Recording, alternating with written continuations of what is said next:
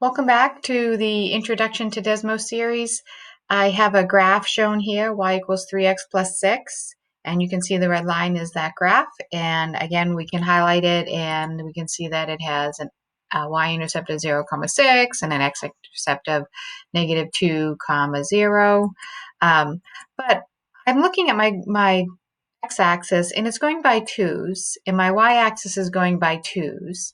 And I would like to have it go in a step of 1. So I'm going to do this little wrench up here. I'm going to click on that.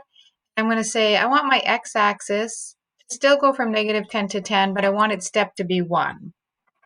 And I can add a label. I can put x as the label on my x-axis, and you can see down here the x came up as a label on my x-axis. And then I can do the y-axis. I'm going to leave it the way that the minimum is -6.6. You can see down here, -6 point something. It goes up to 6 point something on the y-axis. And I'm going to make it have a step of 1. And I'm going to add its label. I'll put y on that axis. And you can see that the y came up. So, if it's time, you could type in time. If it's height, you could type in height. Okay, now we're going to do a second graph here. So we're going to do a quadratic. I'm going to type in y equals 2x squared, and I'm going to use the caret above the 6 raised to the 2 power. And now I want to get out of the exponent, so I'm going to, on my keyboard, use the forward arrow, and then I'm going to say plus 6x minus 8. So there's my quadratic. It's in black. And Desmos knows that zeros are important on quadratics, so it shows me the zeros, the x-intercepts. I can't see a lot of features of this graph, so I want to be able to control the window of my graph exactly how I want it.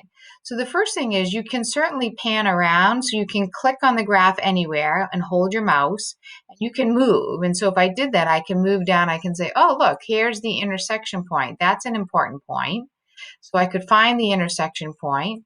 I could click on it, and it would say that these two graphs intersect at 2, 12. So that's the 1 point. When x is 2 and y is 12, that's the only ordered pair in the first quadrant there that they intersect.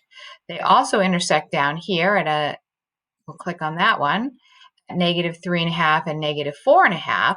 I can't see those on the same screen by panning. And so I'm going to go back into my wrench and I'm going to change the window settings. So my x-axis, that appears to be big enough. I don't think I need to make my x-axis bigger. So I'm going to go back to -10 to 10, like it was.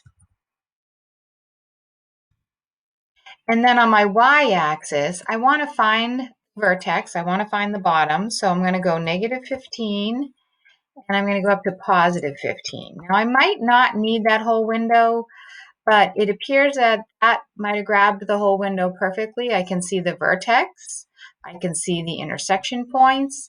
And so the way that you control your window is you type in your minimum and your maximum for your x-axis, and then you say what you want the numbers to be on the axes. Then you type in your y-axis, the minimum and the maximum. Now you see my step on the y-axis is 1, but you don't see the 1, 2, 3, 4, because it would be too crowded. Desmos doesn't crowd it up that badly. And so maybe if I went by 2's, that might help. Then you can count every 2 lines as 1. Or you could go by 5's the way Desmos had picked. But you can fool with this and see. It's just if your step is too small, it won't comply with what you asked. So now notice that on a quadratic, it knows that the zeros are important. So if I click on the black, I see the zeros. It also knows y-intercepts are important.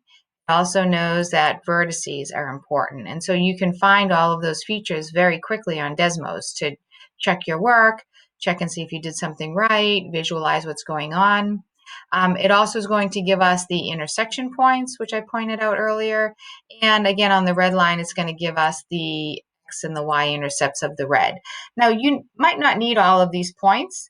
And so if you click off of all of those points, they go away. But if you want to find them, you can just click on the graph that you're looking at, and you can find the key points that you're looking for. Okay, so that's how to control your window.